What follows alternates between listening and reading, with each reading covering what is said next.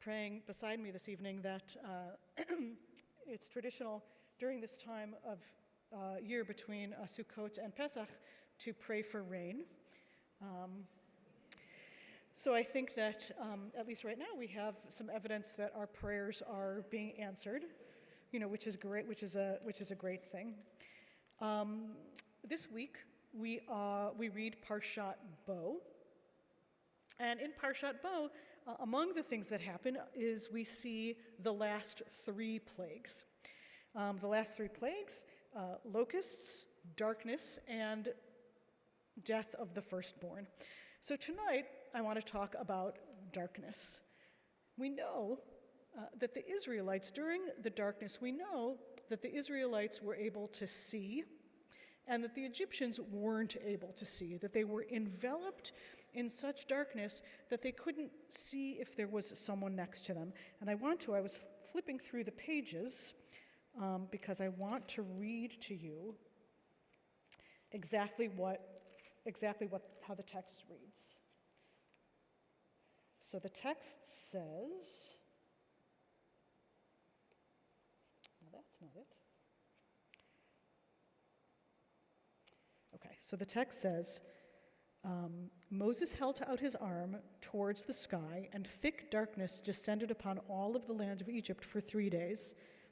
Here's how the darkness is described. People could not see one another, and for 3 days no one could move about. Right? It was so dark that they couldn't see each other, and no one moved. So think about that. It's dark, you can't see anyone, and no one can move from their place. I think about it because there are days when that's exactly how I feel, right? There is a lot of darkness in the world right now, and sometimes it's particularly overwhelming, and I can see exactly how the Egyptians would have felt the way that they do. And Rabbi Harold Kushner has a really sensible explanation for how they might have felt. But before we talk about that, I want to talk about the explanation that people give for some of the plagues, right? Some people say that the plagues were all sort of magical phenomena, but there are some people who say, well, there's really an explanation for most of them. So there's an idea that at certain times of year, and this does happen, I've been in Israel when it happens, and in the Middle East, that this algae comes in the water and turns the water red, and the algae is so overwhelming that the water isn't red, but it looks like it's red. So there's the first plague, blood. And if the water is so filled with algae, what happens? The frogs can't live in the water, so the frogs come out, right? The next plague is lice, but we know frogs can't give us lice, but we also know that sometimes there are mistranslations from Hebrew to English, and that what we see as leprosy, what we've translated as leprosy, isn't really leprosy. And there are actually a few skin diseases that you can get from frogs. One of them, the most likely one, which makes your skin itchy, is I'm going to get it, chytridromycosis.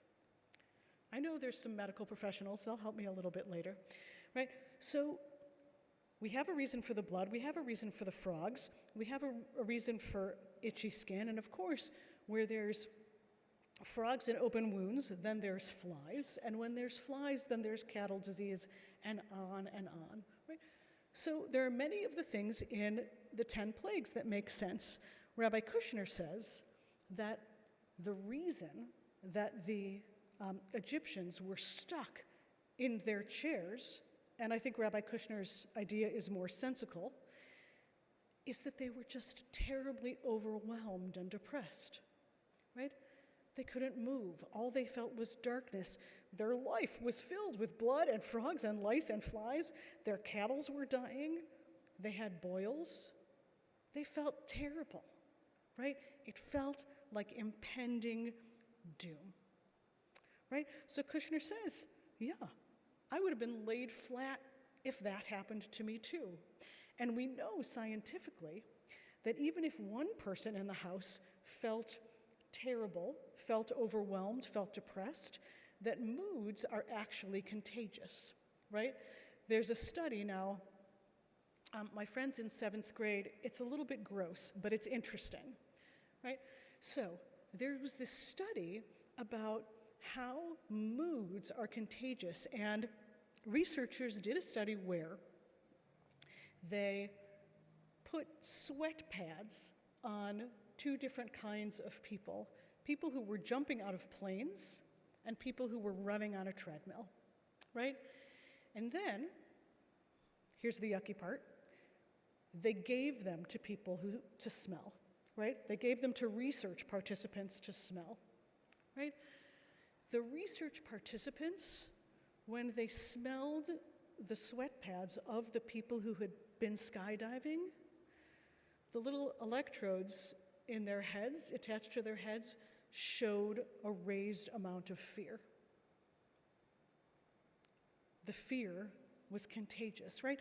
And similar researchers did another study about the way that people answer the phone, right?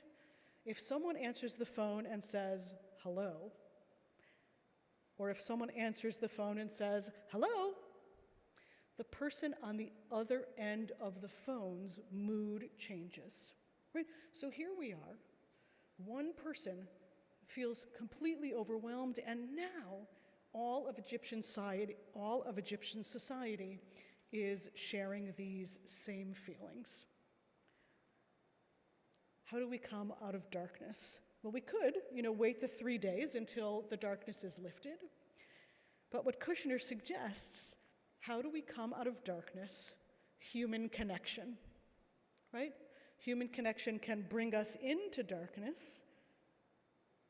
We feel each other's fear. Human connection can bring us out of darkness. We feel each other's joy. And what's interesting is that Judaism has a whole thing about the difference between light and darkness.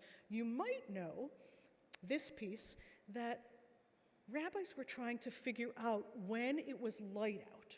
Why did they need to know when it was light out? Because they needed to know when it was okay to start praying in the morning. So it used to be that our talit fringes had a piece of blue in them, a piece of blue thread, and it was light enough out if you could tell the difference between the blue thread and the rest of the threads, right? If you didn't have a talit nearby, you could tell the difference between your tame donkey, between the donkey that lived with you among your livestock, and a wild donkey. You could also tell the difference, if it was light enough, to tell the difference between someone who was your friend and someone who was a stranger, right? And so our friends, one of the ways that the Talmud suggests we figure out light and find light is by seeing a friend. Simon Sinek, who is a fantastic public speaker, has this theory about 8 minutes. He says that 8 minutes with a friend is proven to lighten your mood, that all you need is 8 minutes with a friend, just to talk, right? And he tells this story about a friend of his who texted him some benign text. They were talking a week after she sent him the text, and she said, wait, hey, where were you? He said, I really needed to talk to someone, and where were you? He said, I don't know, I was consumed with work, I had things to do, and you sent me a text that said, what are you up to? You busy?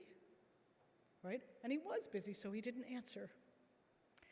She said, I really needed you to answer. And he said, well, maybe you could have said it more clearly. But maybe she couldn't have said it more clearly in the moment. Maybe she was engulfed in the kind of darkness that keeps you pinned to your seat. So next week, we will come to the edge of the sea. But I feel like even if we metaphorically come to the edge of the sea in the Torah, that we're going to be spending a lot of time in darkness over the next weeks and months. So if you get a random text that says, "Are you busy?" not only should you answer, but you should say, "Hello, Shabbat Shalom."